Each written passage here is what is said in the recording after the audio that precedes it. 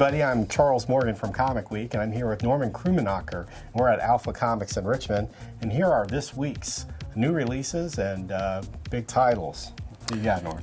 So, of course, there are several things happening in the War of the Realms right now.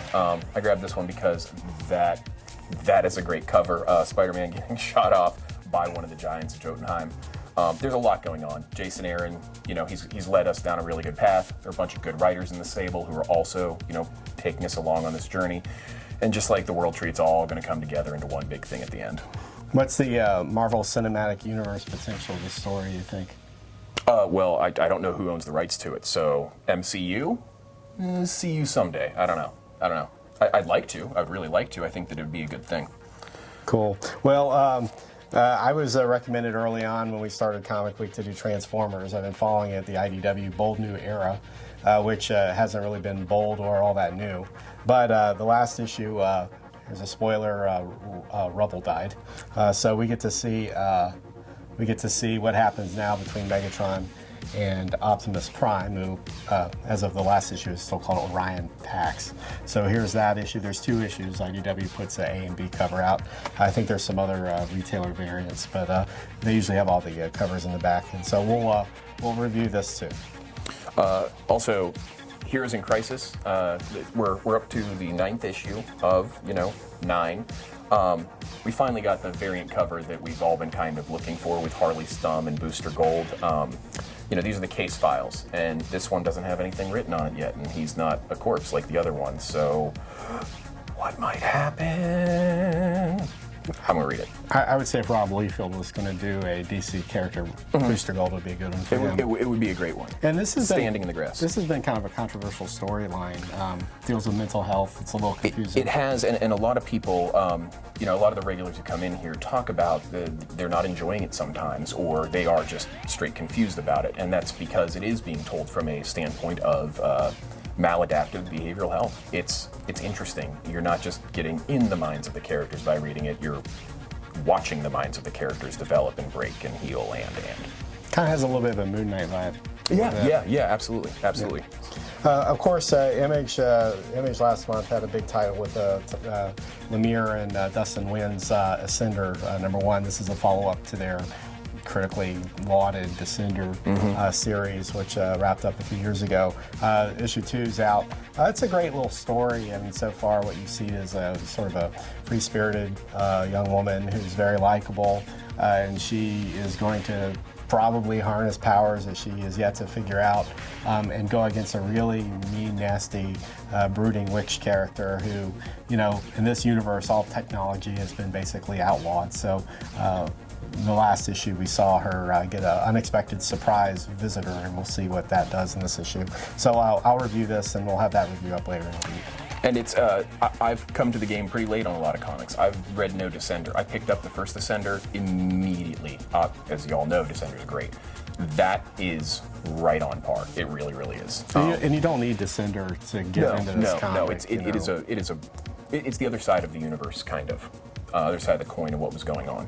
Of course, Doomsday Clock.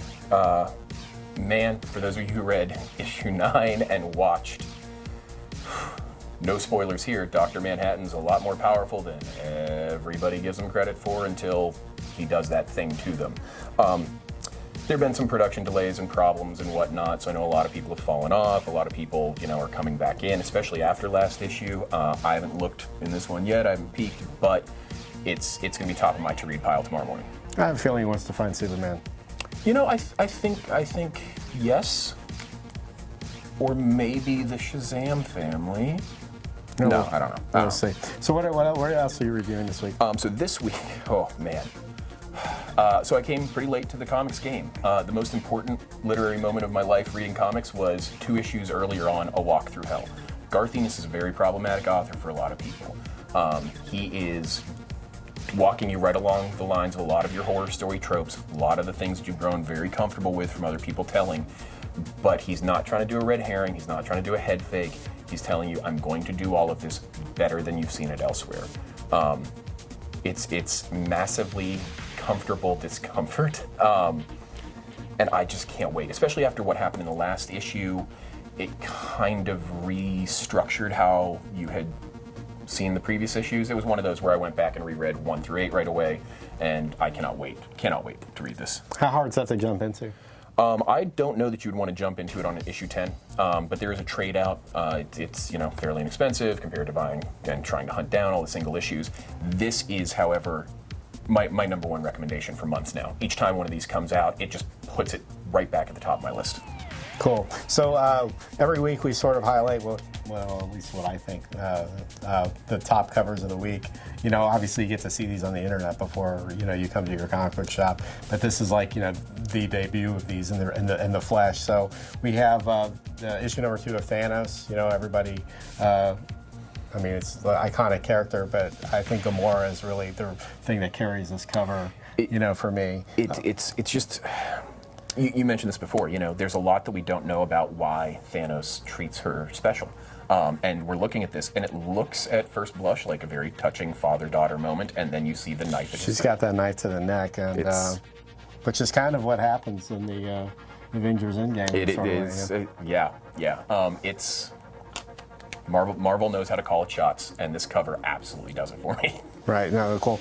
Also, this is a really cool sort of a retro. This is like one of those posters you might see posted outside of like some sort of like unsavory night event. So the Hellboy house of ill repute. Hellboy goes back to Mexico. Of course, the Hellboy story is sort of wrapped up, but there's a lot of stories in the story, to be told. So he's going with Lobster Johnson. This is going to be 150,000 times better than the Hellboy movie that came out. So 130 to 150,000. Okay. Ballpark. I just love Jock's art anytime he puts pen to paper. So yes. This is a variant, right? Of Last Night on Earth. Yeah. But both covers are actually really nice. And if you go to the DC website or other sources, there's an animation of the regular cover with Batman swinging the lantern. But I just like Joker's grin going down. There's a lot of times when they make the enemy loom over somebody, but that actually feels like he's about to come down heavy. Right. It really does. Yeah, any title called Last Night on Earth, Batman's going to get the snot pummeled out of him in it. So, Batman's going to get beat up in something? So, what can you tell me about this cover? The Extremists? Yeah. It's just, it's beautiful. So this is North Star. Yeah. I think, right? Oh, yes? Yeah, I'm pretty sure it is, because here's his wedding portrait. I was about to say, Remember that? So Age of X-Men, it's an idyllic place sometimes when it is, when it isn't. It's because you understand what was behind the idyllic place. And yeah, I'd want to get some memories out of my brain too. So this is a setting where love is pretty much outlawed. Their memories have been wiped.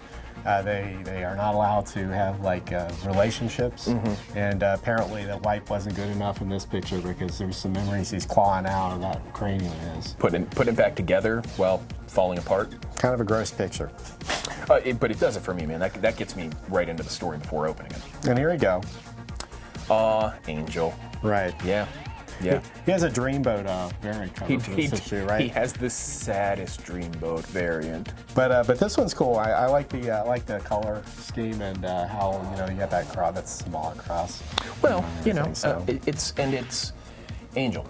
We're back. We're doing more good Whedon storytelling in the Whedonverse. And they've been doing a decent job of keeping loyal to the original. Everything old is new again, but not just making you rebuy things with slightly different encounters. Yeah, Boom's got a lot riding on this license. It seems like they're putting a lot out of it. Yeah, I think so. So because they have Firefly, they also have the main Buffy and all that stuff. But anyway, happy New Comic Book Day. If you're in the Richmond area, stop by here and pick up some comics while they're still here.